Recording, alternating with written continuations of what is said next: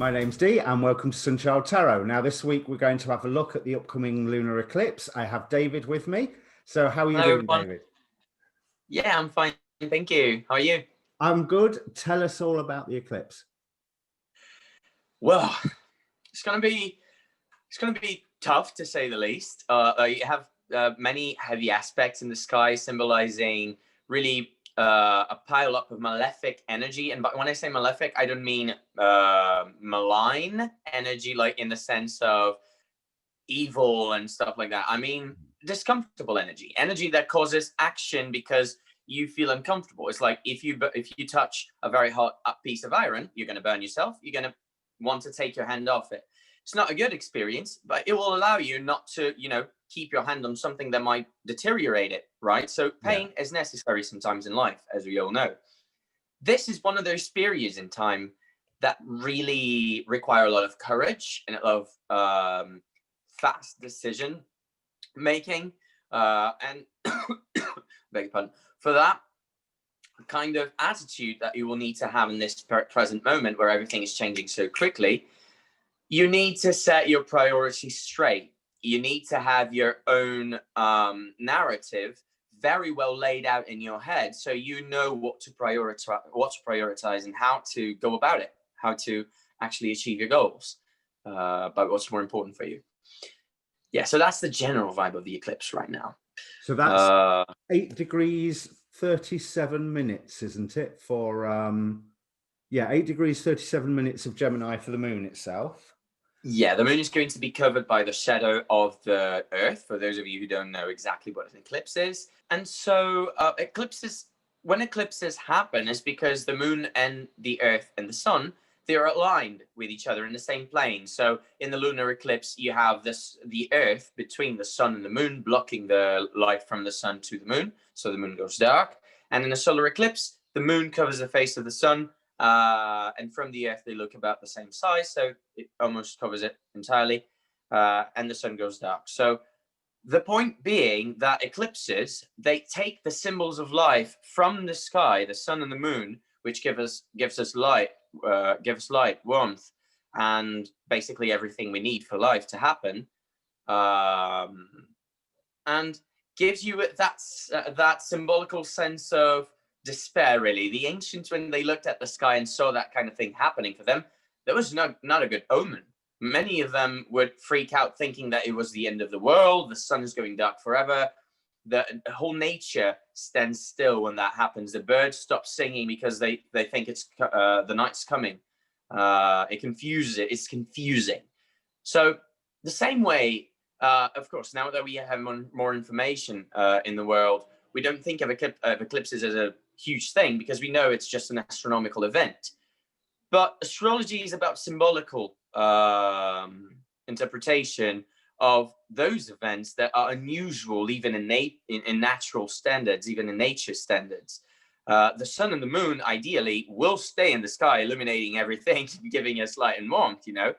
If they are not there, symbolically, that means there is a disconnect between our consciousness and our actions, between our intentions and our body and our body's experience of what our intentions are actually causing to our reality, to our lived experience in life.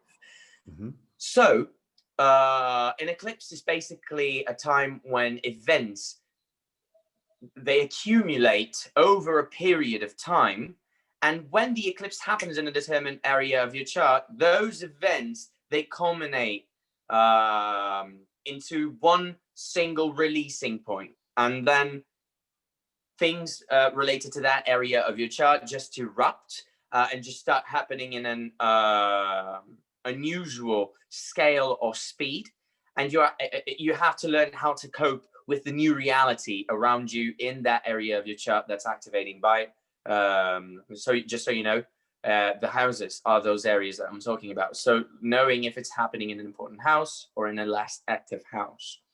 So this is something that symbolizes both a personal event and a more of a community world event. Well, yes, you have to remember that astrology in the old days was actually created more for political reasons.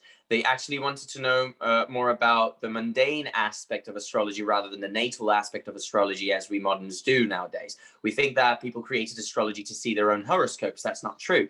They used to look at eclipses and at where they would happen in the sky, trace their cycles, to know power dynamics in society, to know when kings were going to die, when dynasties were going to shift, when famine was going to strike, and when plague was going to be an issue. So all those things, they used eclipses for tracking in a larger spectrum of time, because you have several ways of tracking time with astrology. Eclipses is just one of them that tracks more significant events of more significance, and that seem to spark more movement, just like an earthquake, really.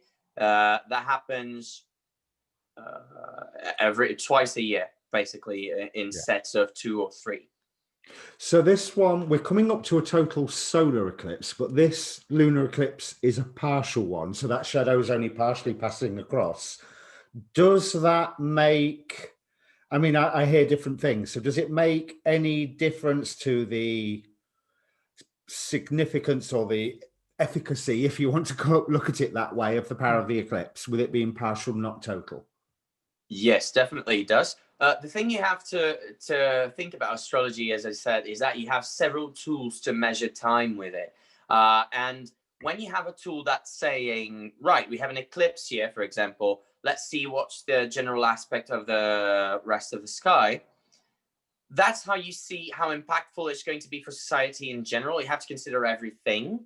But alone, when you analyze the eclipse on itself, the more total it is, the more covered the face of the luminary is, the more impactful or the more disruptive the events we are going to see are going to be. The more shocking they will seem.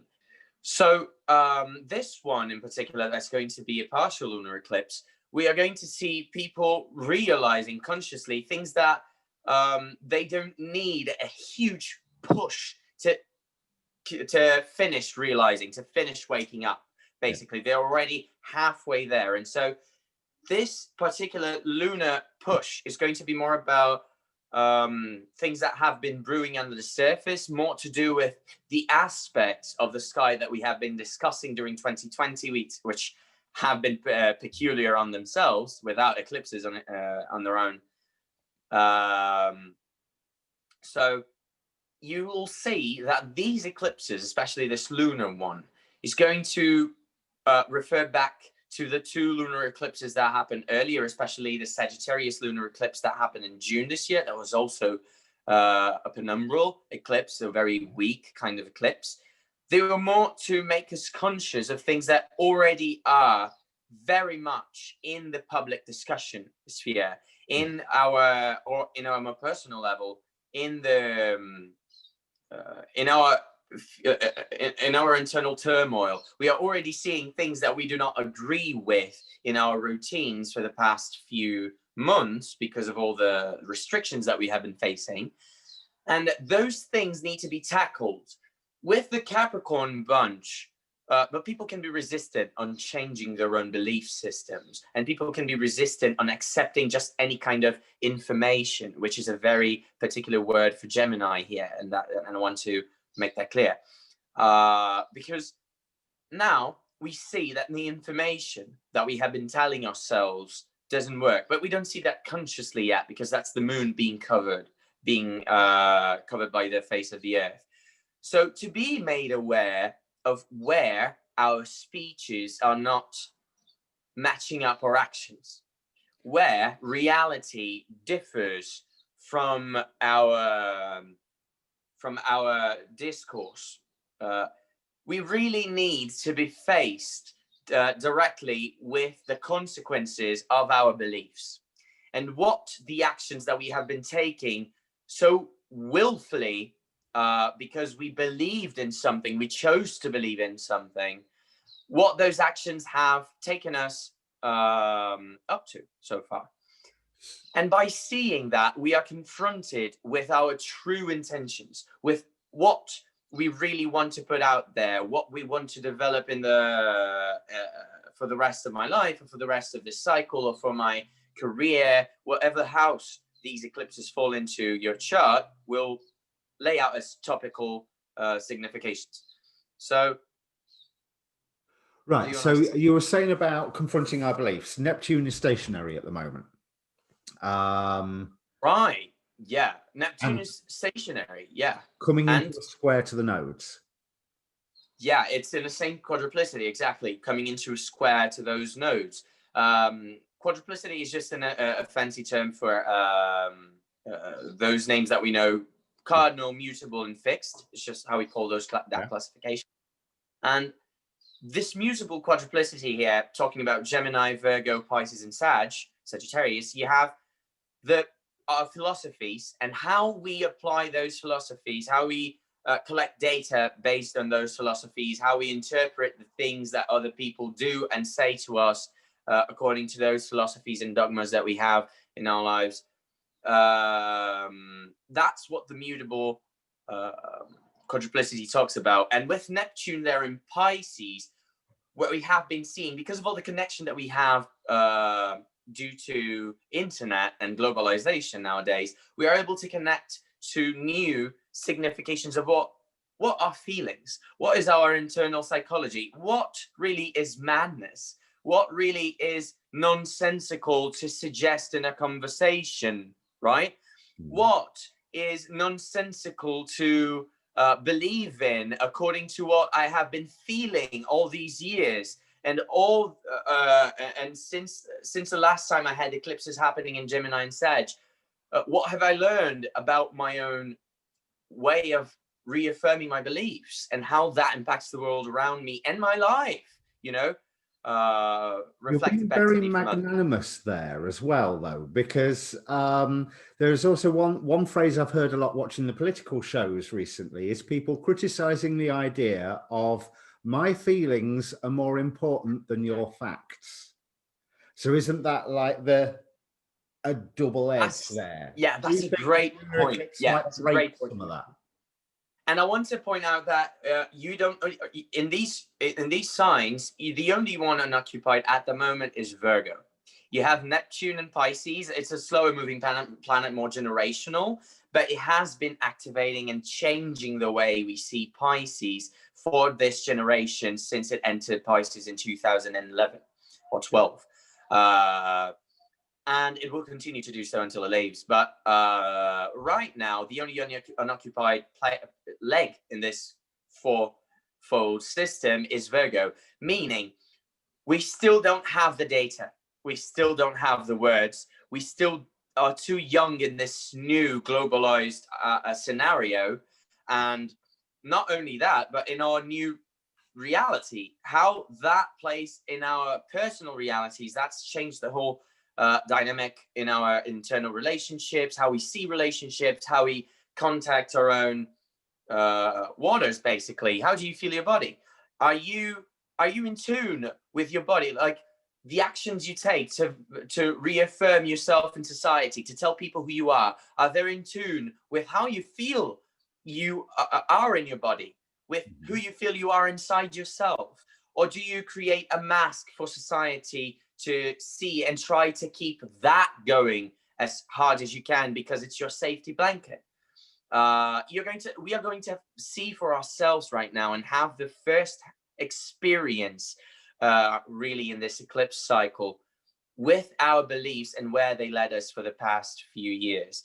I mean, it's not really hard to imagine how that could go with politics, how our polarizations politically have taken us to this moment where we are now, especially with a pandemic going on, where you have to fight and argue with people about whether it is more sensible to do whatever I want because it's what makes me happy, or do what's best to keep people alive and myself so I can be happier, you know, for a longer period of time, you know? Yeah. So do you think this eclipse offers an opportunity to break through some of the falsehoods or disruptive beliefs, or is it likely to go absolutely the other way and end up with some people reacting against it and doubling down? Oh, definitely, we will see fear, reactionary, fear-based opposition. But yeah, I think most people are aware now that things are very confusing. No one knows what's going on, and so we are each called to make our own data, to each called to prioritize what's available so we can make that data, because Virgo is unoccupied. We have planets in those other signs making it clear that communication is confusing. We are trying to believe something that's validating of our own ideals, but we don't know what that is either. We don't know what to believe in because there's a lot of information, and Neptune there is just telling us that there's something wrong and that we need to do something about that. That's all there is. I want to ask what you just said there. You said make your own data. Is that as in Yes. make or discover, unearth? Discover within yourself your own data, or make if you're not capable of doing that kind of self-analysis, to go within and create your own words for your own experiences. That's what's being asked of you right now, because you have, as I said, the other planets putting energy into the other mutable signs.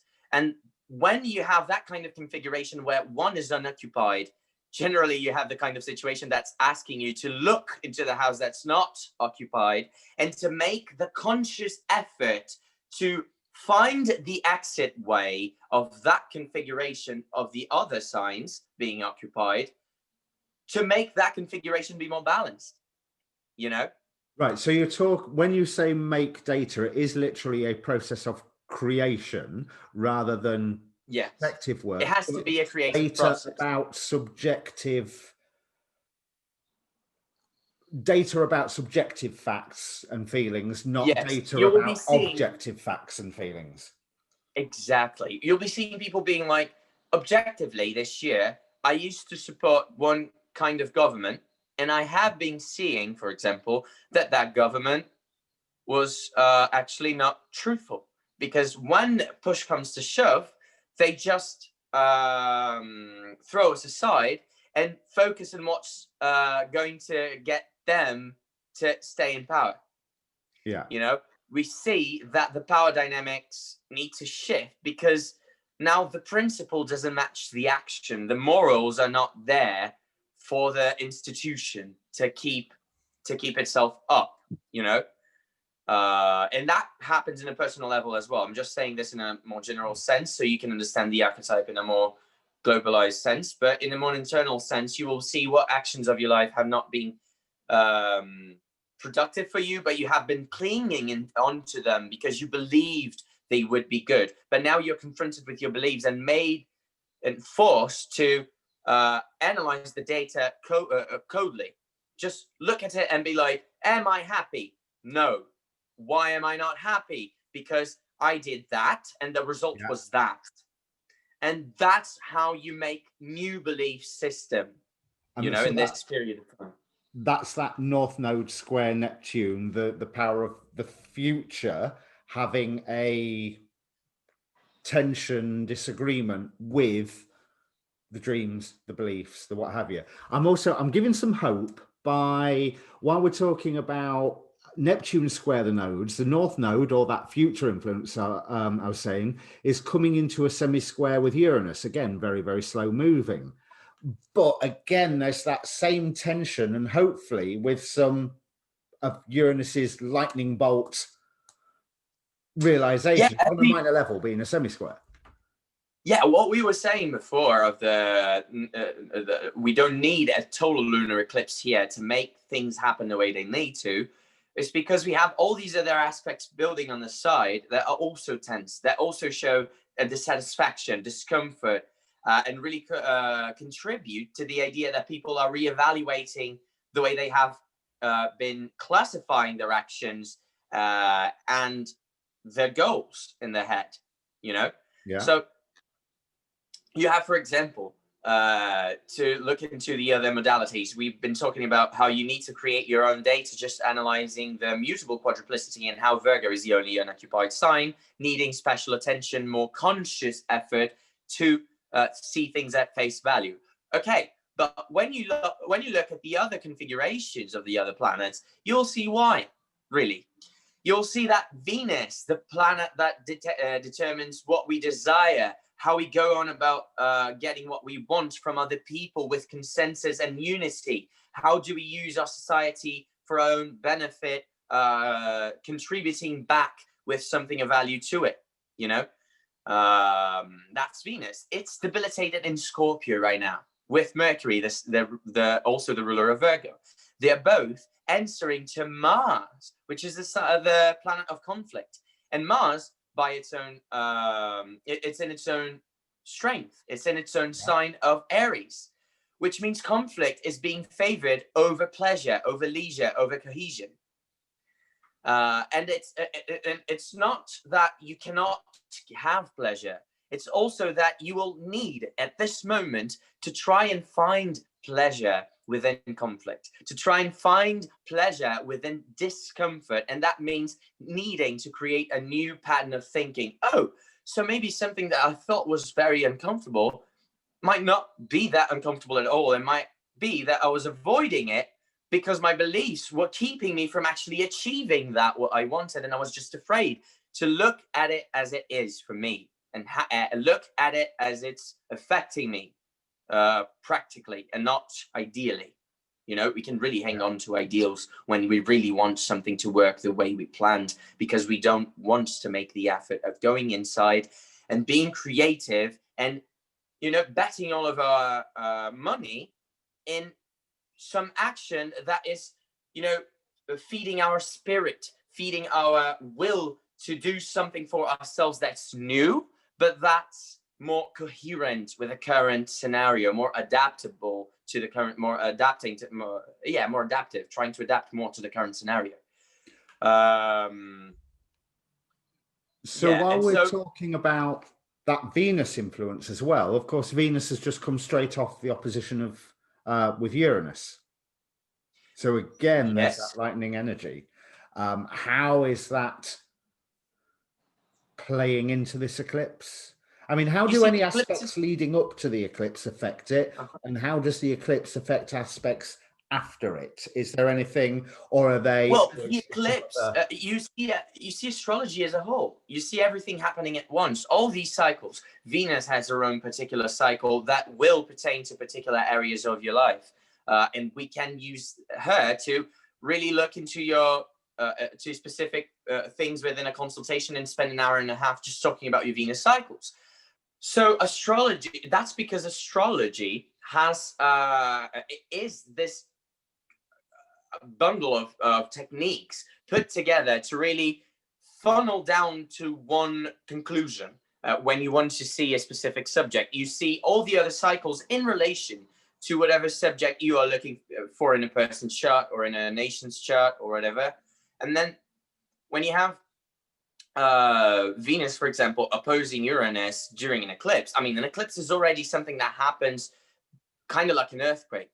It happens suddenly because of pent up energy, you know? Yeah. And with Venus opposite to Uranus in Scorpio, which means Venus is ruling Uranus and Taurus, furthest away from her home, she's like, wait a minute, for me, in order for me to get what I want as comfort, as sustenance, as stability, I need to rebel. Why? Because I am in the sign of rebellion. I am ruling that Uranus in my home, and that Uranus in my home is telling me what I'm lacking. It's telling me what I have been doing that has placed me under on my shackles. You know, I have put myself here. And depending on how you're reacting to the Neptune influence, that can either get you closer to the truth or further away from the truth. Or further away from the truth, yes. The thing I just said, I got myself in here. I'm sorry, hang on. The thing I just said, I'm not I put myself here. It's not that people that have trauma issues or abuse issues chose to be in that situation. Far from that specific case. Yeah. What I'm saying here is sometimes we do have the tools and we do have the consciousness already to set ourselves free, and we choose what's safe but harmful to us because we are afraid that the next thing is going to be even more harmful. That's trauma speaking. That what's being asked of us now is being brave and courageous enough to say, this is what I believe in truly, and I'm not going to back down by, I'm not going to be backed down by fear anymore, you know? And there are many points in time where we cannot say that it's the most prudent course of action to rebel. It's not the most crucial thing to realize what things are not perfect in your environment. But right now, you realizing the things that are not perfect and the things that have been a lie basically all along is what's going to keep you alive. And rebelling against it is what's being asked of the energies in the sky, because you see all the other planets pointing to it. The malefic energies, which are the ones that bring discomfort and also progress from facing that discomfort head on, they are very powerful in the sky, meaning that whatever discomforts we face head on properly, trying to assess what's needed rather than what we idealized we should access, we are going to have good results in the long term because they are both well dignified. That's what astrology gives us.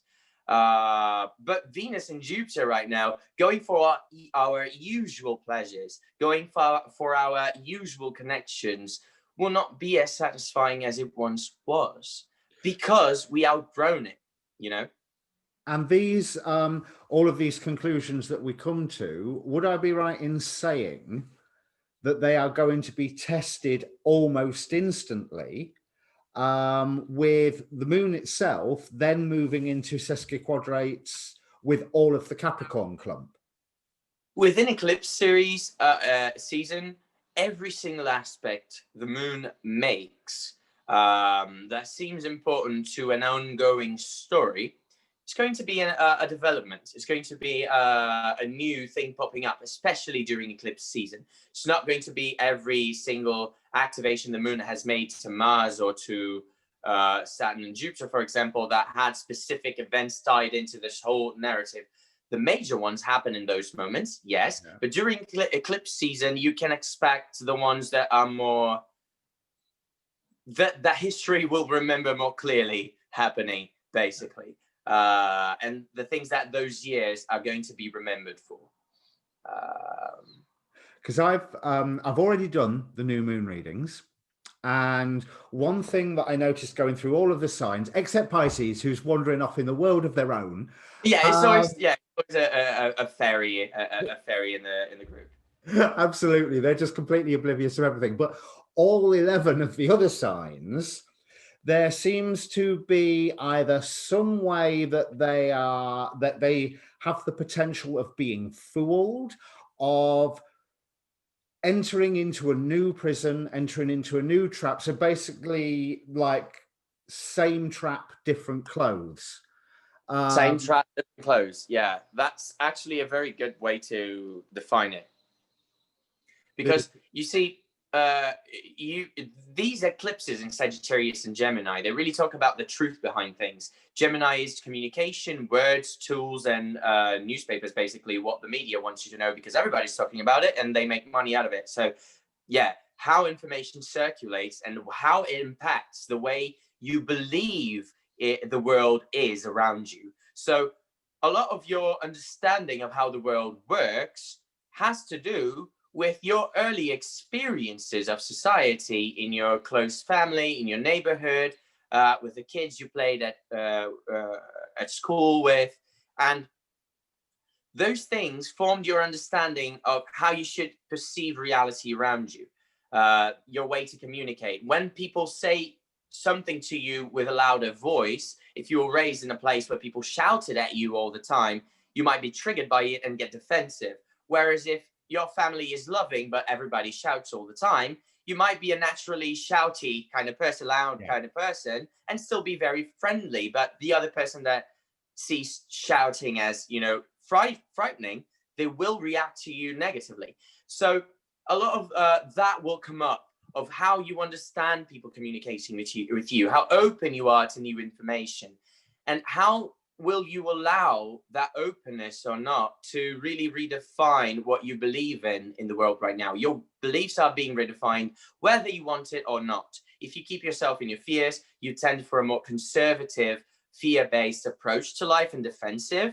If you are more bold, looking forward, trying to shed yourself of whatever you don't need, and accepting the confusion, and really just being like, okay, I'll do it as I can. I do it as I go. You know, I'll plan it as I go. The mutable adaptability needs to be accessed in that way right now. You need to take things at face value as they come. For that, you have to have a good connection to your body, and you cannot really gaslight yourself, basically, as you said. That's the other thing, because the other, when I was saying same trap, different clothes, the other thing that I kept seeing again and again and again was some form of, well, I mean, I think I would translate it as some form of public outrage. I mean, we're in the age of outrage anyway, that you can get swept up along in, or you can just go, no, I'm doing my own thing, thank you very much. And apart from, I think it was Taurus, but don't quote me, I think it was Taurus's job to go, no, that is wrong, we do something about it. And a lot of the other signs were being advised, don't get swept up in the outrage. Well, yes. I want to go a little further on that, because Right. you cannot really get focused on what's not right from your point of view. You have to see what's the best course of action, what's the most intelligent and effective course of action. It's very practical, very uncaring for your feelings kind of vibe. Back to the date. But also taking your feelings as the propeller. So what does that mean? I felt uncomfortable. I felt that I need to change this reality because it's killing me. And right here, I'm referring to the reason why we're having all these upheavals in society lately, because people are being killed by their systemic structure, their systemic oppressive structures, basically. They need to really reassess, okay, I have been contributing in this way to this society, or to this family, or to this job, or to whatever. And I have been gaslit here, here, and here. What's my course of action now? To try and gaslight myself even further. Oh, this is not happening. This is just a momentary thing.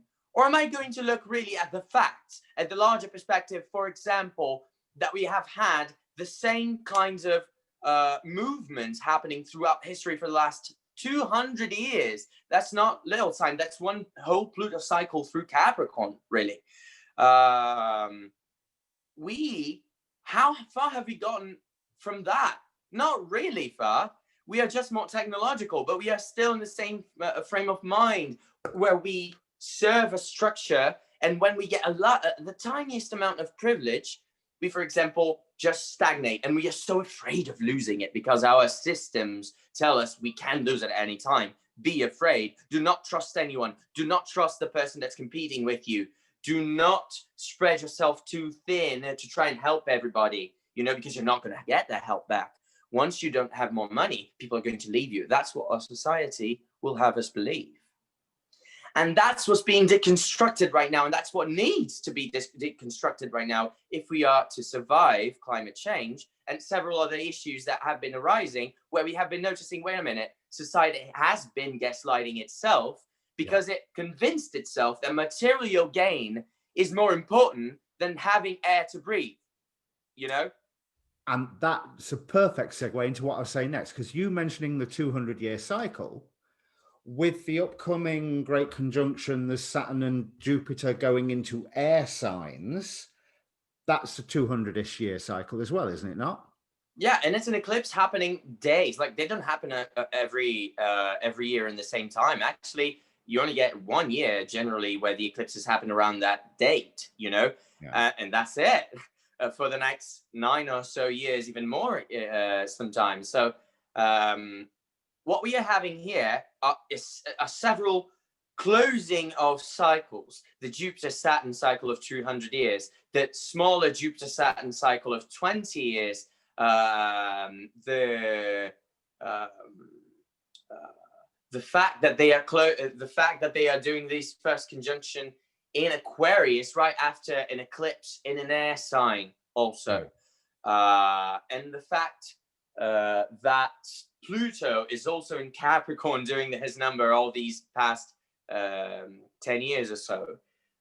All of that mounts up to, we are restructuring the way we communicate about our needs. We are restructuring the way we see our needs, and we are doing it in a major way that we had not seen in a long time.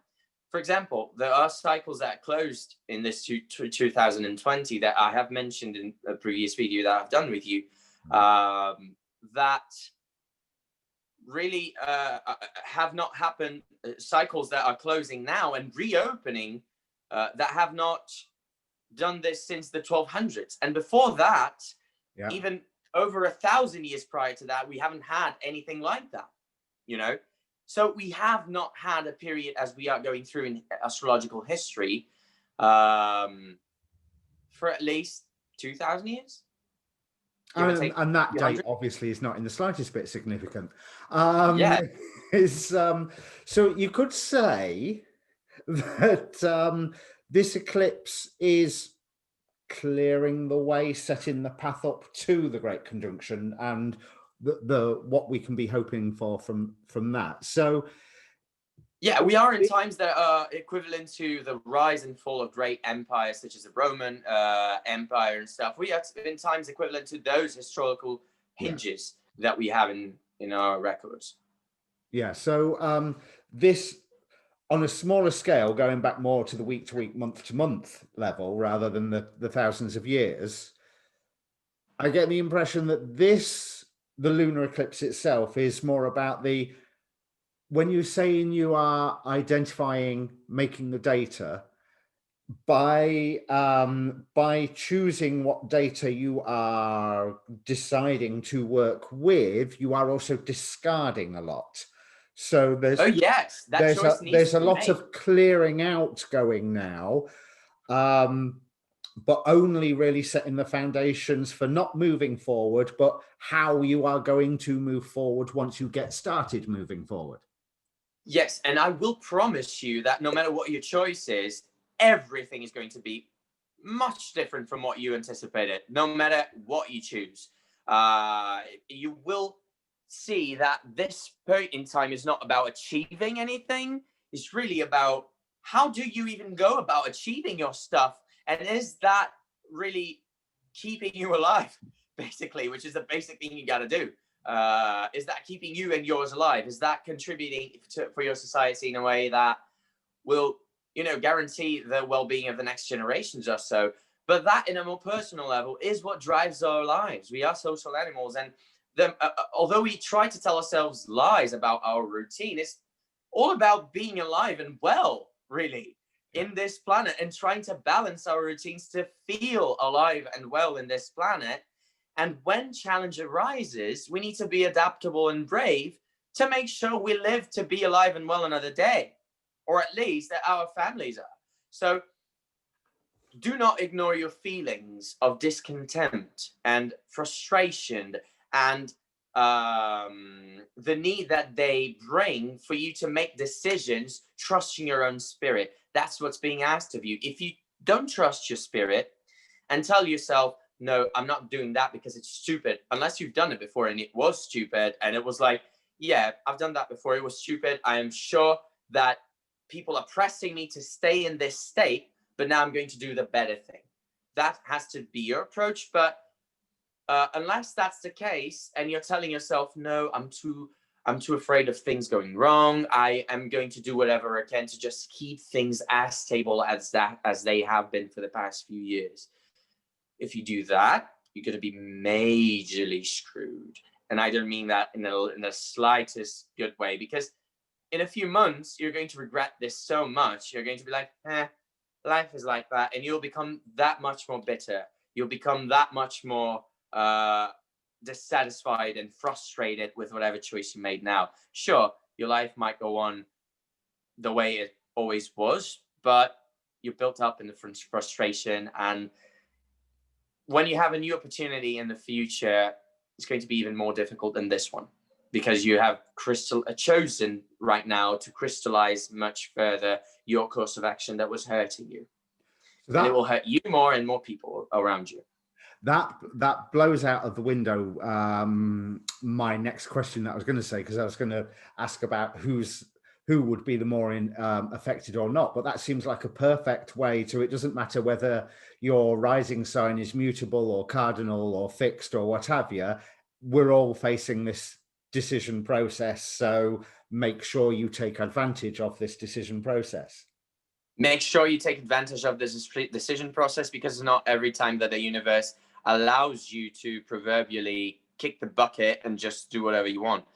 For people who are less privileged to make that kind of choice, do the best next thing, you know. Prioritize is your command word for this, for these next few months and maybe a year ahead. But for this eclipse, most certainly, as if your life depends on it, because it might actually for some people, but yeah, in the more extreme cases. I think that is a perfect place to end. Will you come back and talk to us about the solar eclipse in a couple of weeks? Sure, yeah, my pleasure. Hopefully it will be, no, I'm not, I was going to say, hopefully it will be a little lighter and more positive than this, but it's 2020. It won't be. Yeah. But you know what? I think that from the whole 2020 show that we have seen so far, I think this solar eclipse might feel more like a sigh of relief, at least for a moment, if you do the right choices with this lunar eclipse. Brilliant. Right, and I'll just remind all of our viewers, my new moon readings will be out when this is published as well, or at least they'll be out in a couple of days, because they're already filmed. And thank you very much, David. If you're wanting to contact David for a personal reading, there is, use the Facebook page down below. And David, you've got Instagram up now, so tell the people about you. Yeah, I wanted to tell you guys, I have made a new, not a new one, but I have repaged my Instagram account. It doesn't have a lot of content yet, but I am working on it really hard. Like daily, I'm planning new things to post, and I don't have any any English material, but this, for example, will be one of the first English posts that I will put up. And hopefully in the next few days, I'll produce some more of that for you guys if you want. So follow me up on there. Yeah, and that's it. So what's the name of it? Oh, it's David Fischer as my name. Astrology. David Fischer Astrology. That's Fischer. David Fischer, right. Astrology. I'll put the details in the description down below. And obviously you can contact me through the Facebook group, or if Facebook is easier, you can contact me to get hold of David for you as well. So good luck, everybody. Prioritize. And yeah, it's plenty of self-exploration and chase after what makes you happy. But make sure. Yeah, thank you. Have a good one. See you later.